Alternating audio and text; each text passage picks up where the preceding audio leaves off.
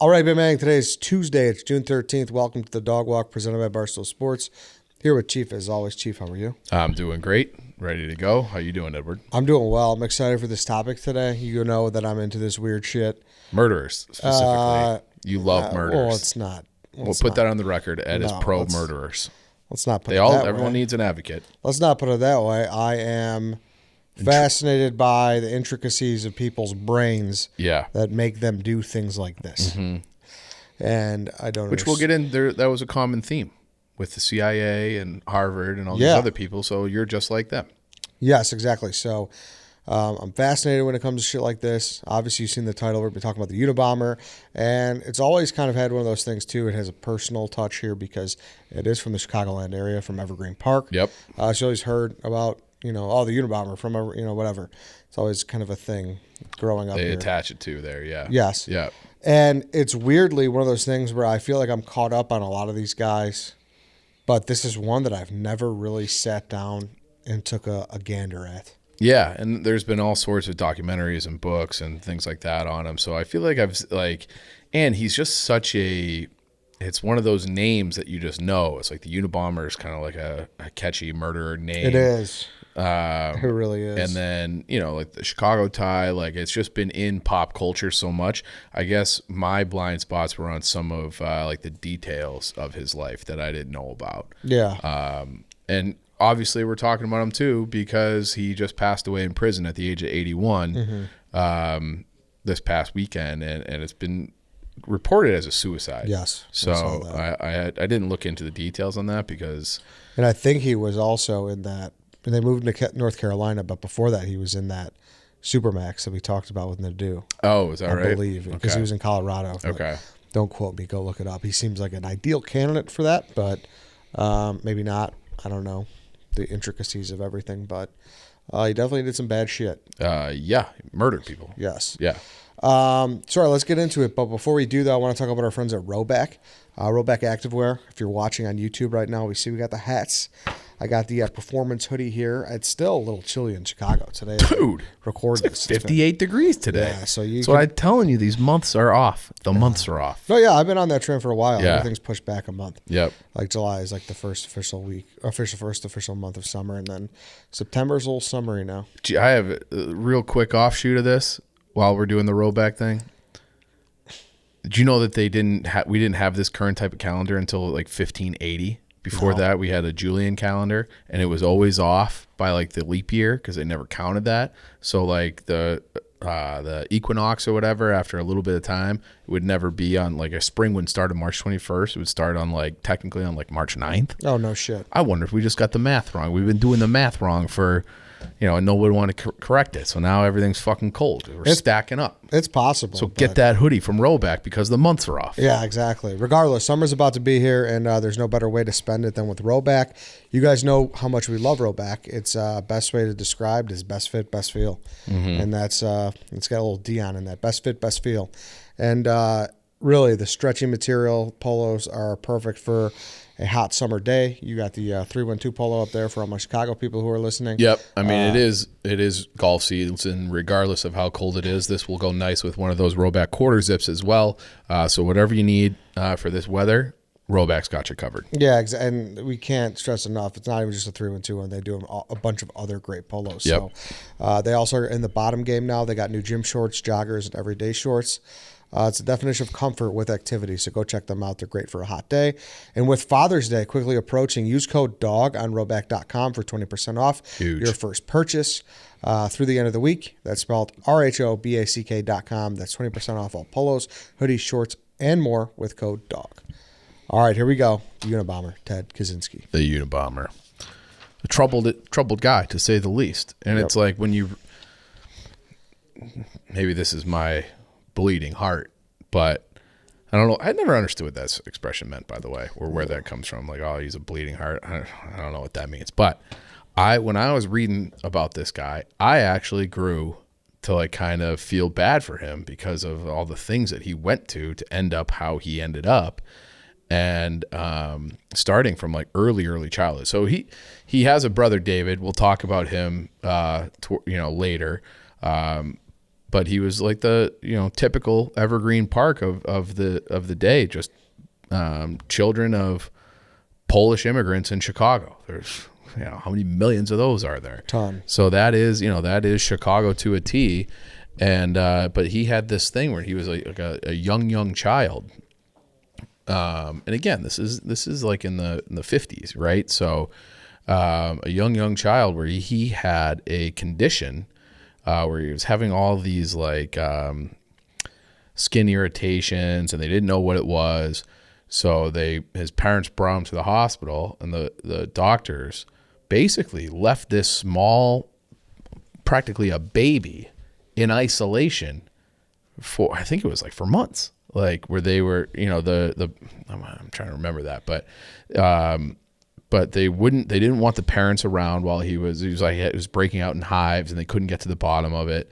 And they would only let the parents visit twice a week for 2 hours each time. So this, that's like a formative years of a child where you genuinely, and this is like a scientifically proven thing, which who knows if they knew it back then, but the reason that they give the baby to the mother right away and they talk about, oh, you need this skin to skin time and things like that, is because it causes your body and your brain to release this chemical, this hormone called oxytocin, which allows you to feel empathy and connect with people and all these sorts of things. And when he was at this very developmental stage, he was, like I said, in isolation. And his mother said that after they got him back from that, he was just never the same. He was never the same after he came back from the hospital, because this is like a theory where it's like, if you have this isolation and trauma at a very young age, you're going to struggle with relationships for the rest of your life. And that's kind of what happened to Ted Kaczynski, where he went to the hospital and he came back, and his mother said that, like I said, he was never the same. He wouldn't smile, had a very hard time like making eye contact with people. Like he had these, very deep issues, but he was brilliant. Okay. He was a brilliant mathematician. I knew he went to Harvard. I didn't know he went to Harvard at 16. Did you know that? No. 16. He skipped 2 grades and got a scholarship and went to Harvard at 16 years old. So that's like, you've seen the movie Good Will Hunting, I assume? Yeah. Mm-hmm. Okay. So there's a scene in Good Will Hunting where you have Robin Williams' character is arguing with the guy who's like the douchey mathematician professor at MIT, or was he at MIT or at MIT? Yeah.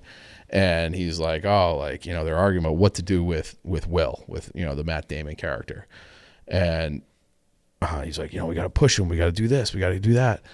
And then Robin Williams was like, there was another brilliant, I'm going to tell you a story about this brilliant young mathematician who, did all this stuff. And then, he came into Harvard and he blew the competition away. And he's like, I don't know who you're talking about. He goes, Ted Kaczynski. Like, so if we push someone too hard who's had all this childhood trauma, then, and they're brilliant, then that's going to cause problems. And so that's another thing where I said in the beginning, where it was like, that name, the Unabomber, Ted Kaczynski, has always been in pop culture. Well, even in one of the most famous movies the last 40 years, Good Will Hunting, they reference it as well. Yeah, because he is one of those, because it's such a wild story that it just kind of shocked people and resonated and just got woven into the fabric of our culture. And so, like I said, he went to Harvard at 16, and think about your brain when you're 16, like the level of immaturity. So you already have this thing where you have trouble connecting with people because you went through this early childhood trauma, allegedly. That's not something they tested for, but that is something that did happen to him. And his mother and brother always said that they blamed the hospital for some of this stuff. Then you go to Harvard when you're 16. So, and you're brilliant. So I don't know if you've ever met like super like insanely smart people, but it's hard to talk to them sometimes because they just can't connect, because they're on a different level. Yeah, they're on a different level than the rest of us. My shoulder just fucking popped again. And so I think you had a lot of these different things happening with Ted Kaczynski, and he goes to Harvard and he's on scholarship. And then he said that he participated in these psychological studies under this guy, Henry Murray, where, they took a bunch of students and they subjected, do you know about this part of it? This part's fucking crazy that this is even allowed. So, or that it was ever considered to be a good idea at a place like Harvard or really anywhere. But they were told, like, they were volunteered. Ted Kaczynski said he was pressured to do it, but be a part of this psychological study. Okay. So they asked, go home, write about your life's philosophy, and then you're going to come in and you're going to debate one of your peers about it. And they said, okay. So all these students, they write out their philosophy. These are, Harvard people, so they're well thought out. They have some kind of intellectual or moral grounding, and they don't debate with a peer. They bring in this world-class expert lawyer who prepares and studies all of their pre-written essays. They put him in this brightly lit room in front of a one-way mirror, and this guy comes in and just absolutely destroys them. Like, pokes holes in everything that they say, berates them, belittles them, how fucking stupid you are, this thing, that thing, why do you care about that? And like, just basically the whole purpose of it was to destroy the students' core values. And that's what they did to these people as a psychological study. So they're embarrassed, they're doing it. Okay. So then after that happens, they do this 2 hours a week. They would take that, they filmed it. Okay. So then they would show it to the students over and over and over again. Okay. Where it was like, they said, these students, the other students who have participated, they all had like code names and things like that. One person said it was like the absolute worst experience of my life. Another student said it was akin to being strapped into an electric chair because it's like, that's how scared and terrified you got. Ted Kaczynski was in that program. So now imagine, that's got to be difficult to go through when you're 20, stuff like that. Ted Kaczynski was 16. Okay. So he's a child and he's getting just absolutely destroyed by an expert litigator who had pre-read his life's philosophy and just tried to destroy him mentally. The other thing about this is that it was run, like I said, run by this guy, Henry Murray. Henry Murray was worked for the OSS, which is the predecessor to the CIA, and then the CIA, and they were trying to basically work on two things where they said that they wanted to be able to identify psychopaths. So like identify people who are similar to Adolf Hitler, because you're coming out of World War II. So you want to be able to identify these people. And you also want to like be able to do mind control and break your enemies. So you want to be able to be like, hey, like we captured this spy. Let's try these different experiments on students. And then if we capture some fucking Soviet, we have this Harvard study that we know because we broke all these other people. We can get them to do what we want. And so that was kind of like the gist of it. And this guy, Henry Murray, was also, like I said, part of the CIA. The CIA at the same time was funding a lot of this because, and it was supposedly a wing underneath MK Ultra. So MK Ultra, and this is like another thing, was run by Timothy Leary out of Harvard. Then there's other wings in San Francisco and Berkeley where they're using psychedelics and doing MK Ultra. We haven't done an episode on this yet, and I don't know how. It's on the list somewhere. Yeah. But it is like it is crazy the things that they would dose people with LSD without their consent.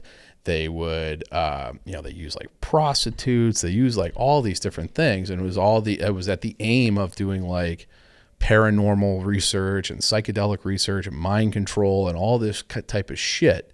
And it was all a part of like a government funded CIA, dark operation. We talked about it a little bit in the Manson episode. Yeah. Well, he was a part of it too. Uh-huh. So it's like they're just creating people left and right. So 2 hours a week, in this program at Harvard for Ted Kaczynski. Over the course of his time at Harvard, he had 200 hours. 200 hours of this thing that other people described as being, strapped into an electric chair. And what was the advantage to this study? They were trying to figure out how to break people mentally, among other things. but there was no advantage. They were paying students for their time. So if you're a young, poor kid from, Evergreen Park and you're 16, you might need some money. Sure, I'll participate in this study, $50 or whatever it was. And what you get in for your time sounds like Bosco's career at Barstool. Fucking broken brain. You shouldn't say that.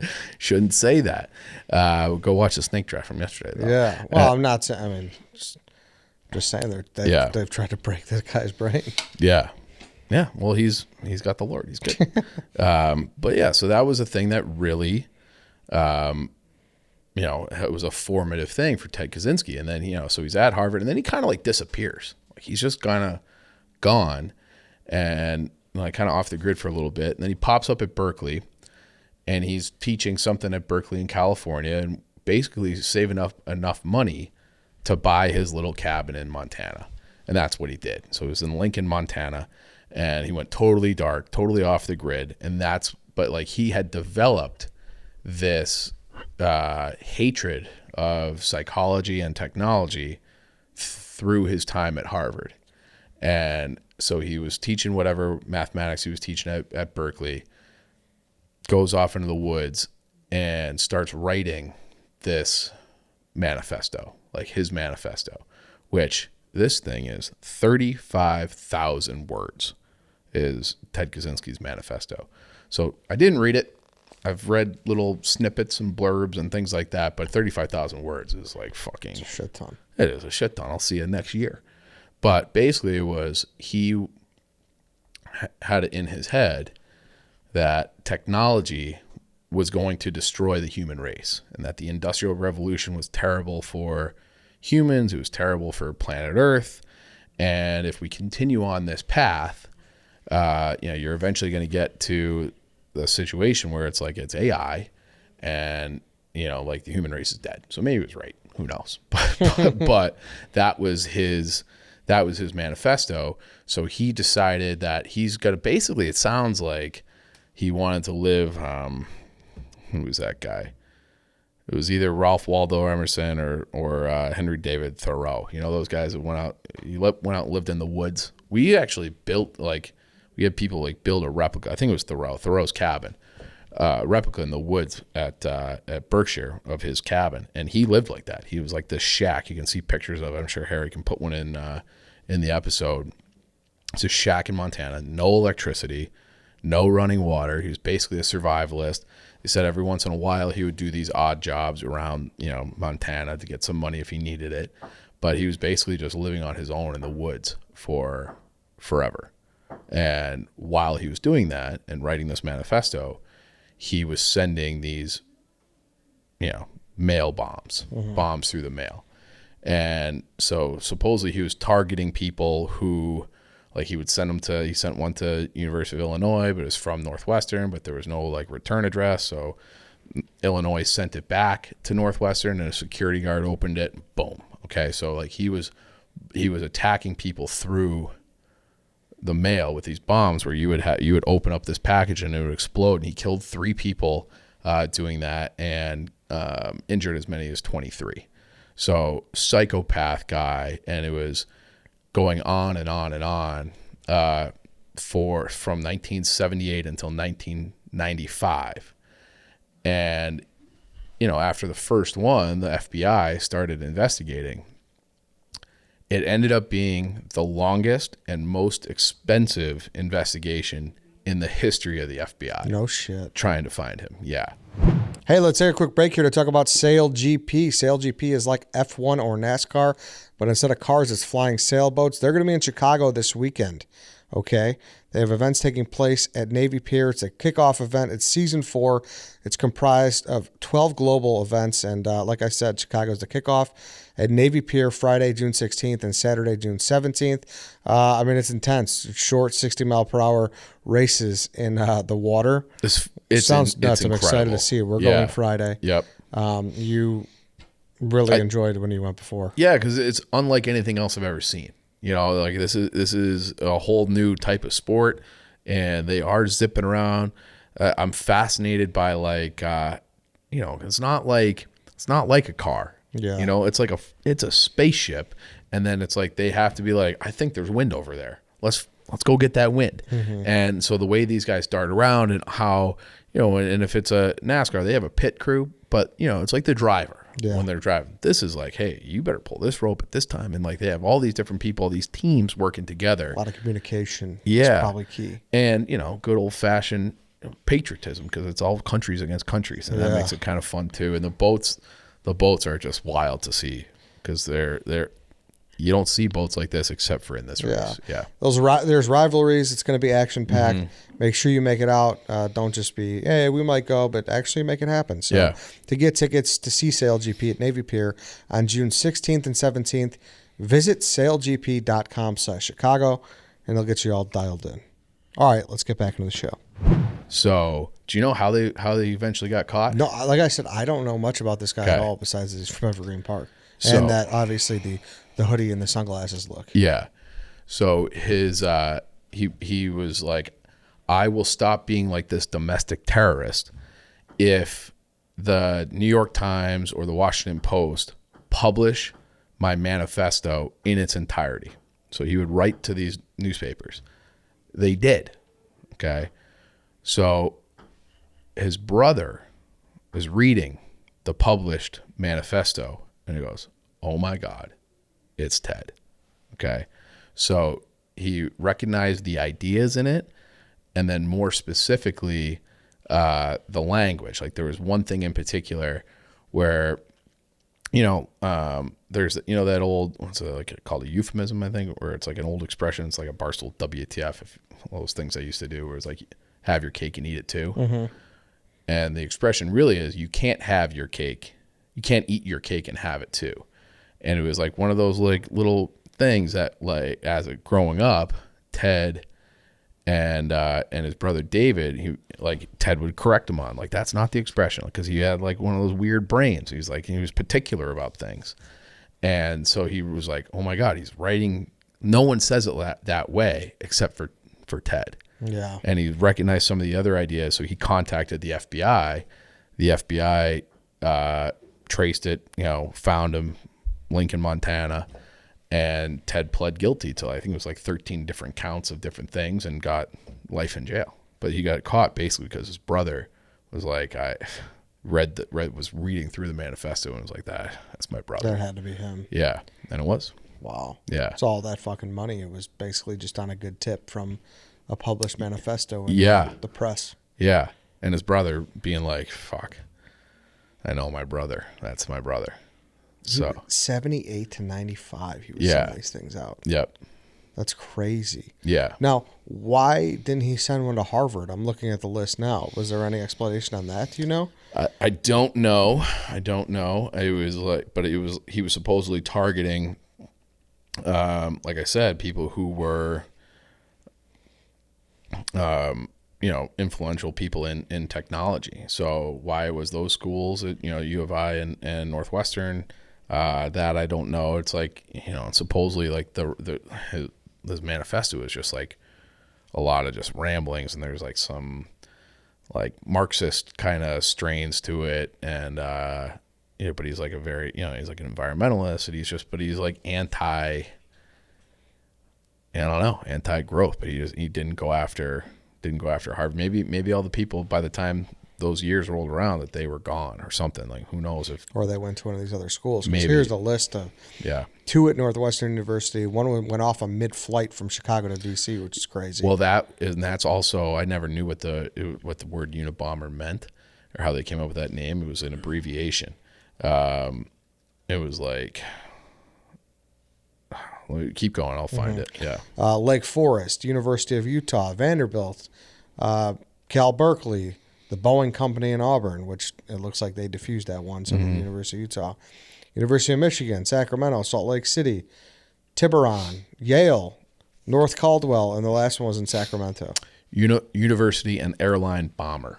That's like, it's like an acronym or an abbreviation or something like that. That's where the Unabomber term comes from. Oh, no shit. Yeah. Okay. Didn't know that. For some reason, I was my brain never would have made that connection if I didn't read it. And where does the how was he exactly doing it? Did you get into that much You at can all? see. I mean, I don't know how fucking bombs work in the mail, but like, Yeah.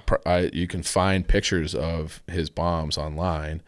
I got to tell you, I felt a little weird Googling some of this stuff too. Really? Yeah, Ted Kaczynski bomb pictures. Yeah. Like, I'm gonna have to clear my search history after this. Yeah. But yeah, like you can, and I'm sure Harry can pull this one up too. But you know, there's one where it just looks like it's like a box inside of a cardboard box, and it's got some batteries in it, and it looks like like a pipe bomb kind of thing. And I don't know how bombs work, but I'm sure there's like you open it and it pulls a trigger and then pow. Yeah. You know, so. And how did the look come to be? What, his look? Yeah. He's a fucking mountain man, dude. I don't know. But like the how do they find him? the hoodie and the sunglasses like that. Yeah, I mean, he was living in the cabin in the woods, and I think when they were trying to find, that's like a police sketch, that original one, and there was other reports of like he would pull guns on people in Montana but never shot anybody, and it was like, so when he's like a suspect and things, it's like that was kind of just how he was looking and living at that time. Yeah, I'm looking at it now. It says in 1987, the suspect sketch of the Unabomber following the Salt Lake City bombing that injured Gary Wright. The sketch was superseded by a more iconic sketch by Gene Boylan in 1994, but it was the first to show him in his infamous hooded sweatshirt and sunglasses. Yeah. No, I mean, I'm not wearing a hoodie, but that's like a very common thing, I feel like, if you're trying to cloak your identity but not look too weird. Hoodie up, glasses on, head down, and you just kind of walk around. Kind of like you when you're on your stakeouts. I had not known that. Yeah. Why, like how many times he was, the investigation part I didn't really know about. Yeah. You said it's the most expensive investigation. I didn't know that it was just a sketch. I wonder if and that's not still, just like a surveillance photo. I wonder if that's still the case. I bet you it's not. Like, you think they got some surveillance of him somewhere now? No, I mean, if it's still the longest and most expensive. Because if you think about, like, the FBI kind of changed post 9/11, from going from law enforcement to, intelligence kind of. And I wonder if there's like terrorists that they're tracking, all over the place, and it just, the bills add up. What about from his arrest? Was there anything you saw from that? Because they just kind of ambushed his... Yeah. And then they ambushed him and got his him. cabin. Yeah, and he pled guilty. Like he didn't really fight it. And so investigation was $50 million. That's fucking crazy. Yeah. That's so crazy. Then I also saw this says too that theories emerged naming Kaczynski as a Zodiac killer. Yeah, I don't know anything about the Zodiac killer. I was going to leave that one to you. That was in San Francisco. Yeah. And there's been recent findings that they kind of know who he might have been, but that obviously it might line up with him being around that time, but I don't know for sure. Maybe it was another guy that was fucking in MK Ultra too. Yeah, if it's in San Francisco, maybe. And that's like one of those things where it's just like, who knows what kind of programs they still got going on. Yeah. So it is fucking crazy that both of those guys came out of these CIA funded psychological studies. Yeah. Between. It looks like it was disproved though that he had anything to do with Zodiac, but I know that I did see as well that he was a person of interest in the Tylenol murders. Oh, is that right? Yeah, you're familiar with that, right? Yeah, I am. Chicago, they were going in. Random little drop. That's why they have the. They're not capsules anymore. And they have the top. Right, the tamper-proof stuff. Yes, exactly. Yeah. Mm-hmm. Someone was just going into random drugstores. Right. Cyanide or whatever it was. Doing it. Yep. So that's what it says here. That in 2011 it was reported that Kaczynski was a person of interest in the Chicago Tylenol murders. Kaczynski was willing to provide a DNA sample to the FBI, but later withheld it as a bargaining chip for his legal efforts against the FBI's private auction of his confiscated property. The U.S. government seized Kaczynski's cabin, which they put on display at the Newseum in Washington, D.C. until late 2019, when it was transferred to a nearby FBI museum. They have his cabin in a museum? Yeah. That's crazy. Yeah. It's the FBI. You got to get something from it. Get that money back. I didn't even know there was an FBI museum. I didn't know that until this story. That sounds fascinating. Yeah. We might need to go. I think I might be out on that. Why you're not interested? I don't know if I want to go to the FBI museum in general. Why? Because of MK Ultra and other studies like this? No, not because I'm scared. It's like, I don't know. Like, I'm not super interested in that. Are you want to go see how this guy was living? Yeah, that sounds like a pretty cool Where exhibit, is it? I'll be honest. It's in D.C.? I would assume. Yeah. It doesn't say, though. Yeah, I don't know. Oh, shit, dude. Yeah.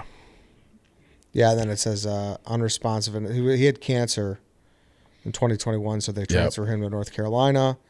But he was found unresponsive last week, and people believe it's a suicide. Yeah. Truthfully, I didn't even know he was a boy genius like you were talking Yeah. about. Yep. Like, I've seen Good Will Hunting. I don't remember those parts. That line, it was like they're in the restaurant, they're arguing about what to do with Will Hunting's future. And it's like, we got to let him figure out, bang out all his problems from his past. And he's like, no, we got to push him to win fucking Fields medals and make these mathematical breakthroughs and stuff. Yeah. Yeah. Damn, that's crazy shit, man. Yeah.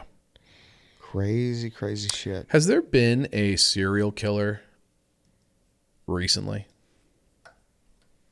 where they're like going like person to person to person? I feel like they all happened in like between the 60s and the 80s, and then there's one that's very haunting. His name was like Israel Keys. You ever heard of him? No. Yeah, he was. I mean, there's people who kill multiple people through like gang violence all the time, but not like these ones that we're gonna have documentaries on, like you love. I don't love. Just interested. So yeah, this guy in the 2000s, as late as 2012, would leave like these murder kits all across the country. Oh. And he would like go back like years later and just murder people pretty much. And I'm paraphrasing a lot. There's a lot of good podcasts who have documented him. But this guy was a spooky fuck, man.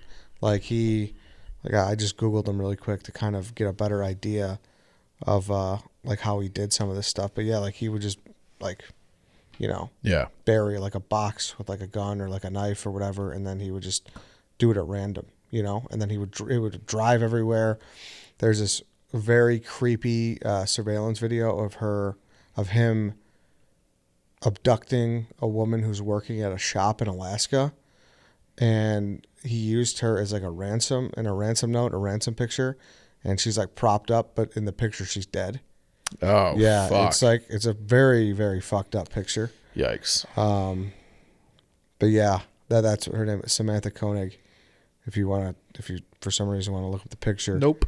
But yeah, so it says right here, she was a coffee booth employee in Anchorage, Alaska. Keys kidnapped her from her workplace on February 1st, 2012, took her debit card and other property, sexually assaulted her, then killed her the following day. He left her body in a shed and went to New Orleans, where he departed on a pre-booked 2-week cruise with his family in the Gulf of Mexico.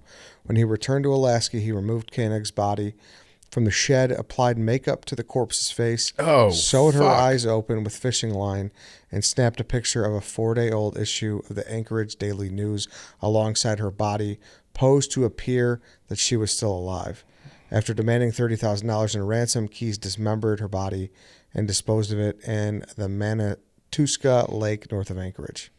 Jesus. That was in 2012. So yes, they unfortunately are still not just a 60s and 70s problem. Yeah, I don't know. Probably got more than you bargained for with that question. Yep, sure did. Probably more than you wanted. Yeah. But that guy's fucking terrifying. These people need the Lord. The shit he would do. Like, there's stories of people like just walking through the woods, and he would just be like crouching down, like peering. Just totally random people. Yeah, just like peering at people. A fucking bad dude. Yeah. And that's what I mean. Like, how do people get like this? That's what I'm interested about. Same thing with like, school shooters, where it's like, I've always wondered, like, how do you go from, which it does feel like Kaczynski has like a few big things, right? He's got the hyper intelligence.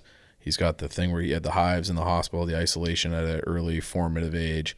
He's got this psychological study, like, and so he was maybe more susceptible to psychosis than, that was like the other thing when they're doing, like, they would have the, when they're doing those tests, they would hook you up to electrodes to check your measurables. And like his were always like, his heart rate was the highest, his breathing was the heaviest, like his body temperature would rise. And so when he was going through like these, just getting destroyed by that litigator, like he had physical markers of distress at a level that none of the other students had. Oh, no shit. Yeah. So he had like, and maybe it's because he was younger, maybe he had because he had some of these other things, but you wonder, like, en masse, like, is there like a common link, between these types of people, and like, how do you find what happens from like a little kid who's just like a cute little toddler baby to a mass murder? Yeah, I don't know. It's fucked up. I don't know. Unfortunately, I think a lot of it now, when it comes to that, in my opinion at least, is notoriety and just kind of like, yeah, doing things on your terms, I guess. But I don't know, dude. Yeah. It still doesn't describe. It doesn't explain anything. It's fucking crazy. People should look into that. People smarter than us with more tools and money than us, because there's a lot of ways to get notoriety. And maybe if you even feel like you need notoriety, like maybe that's like a marker of something too. Like if you have like which is weird though too. And it's obviously bad, but the notoriety factor is going down and down and down because there's just so fucking many of them. Yeah. That's so true. Like, I wonder if that's going to equal it out. I don't know. It's a terrible thing to talk about. I don't know if it equals it. That kind of makes me think that that's not really the thing that there's, who knows, if it's, I really don't know. It's like, I got a lot of thoughts that maybe I'll just keep to myself. Yeah. Yeah. All right, then. We got to end it there. Thank you, everybody, for listening. Thank you for watching. We will be back tomorrow with a free swim. We will see you then.